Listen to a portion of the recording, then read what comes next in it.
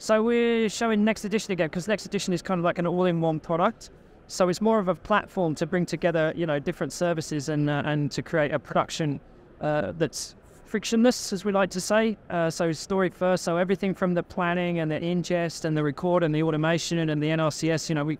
We build it all on microservices and run it, and then we can bring in other APIs from third parties, things like Reuters, things like AP, stuff like that, or archive systems, for instance, and then we can bring that into a frictionless workflow that allows us to actually throw things directly into a rundown and get them on air as fast as possible. So on average, we're saying, it's up to about 6 minutes faster than anybody else can do it because we remove so many of the steps along the way to getting the production actually out, whether it be to social or to OTT or to live broadcast.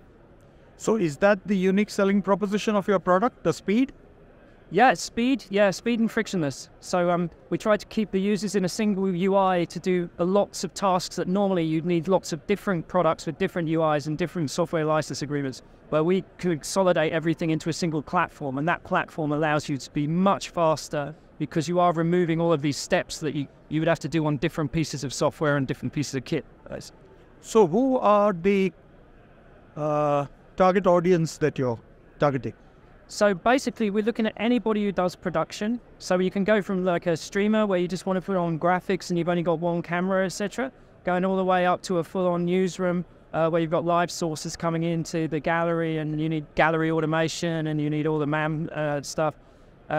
Also, we're doing quite a lot now with open source AI. So because we are basically an edge compute, so we run on-premise, but we're using cloud technologies on-premise. And that gives us the ability to use open source AI like Whisper, for instance, which is speech-to-text.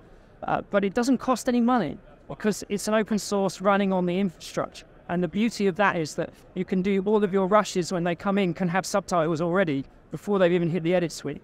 You could also crunch through your archive or overnight or at weekends, and then index it for search and find things. And all of this without any cloud bills from a cloud third party on the premise that, we're trying to save money and we're trying to save time and we're trying to be more efficient.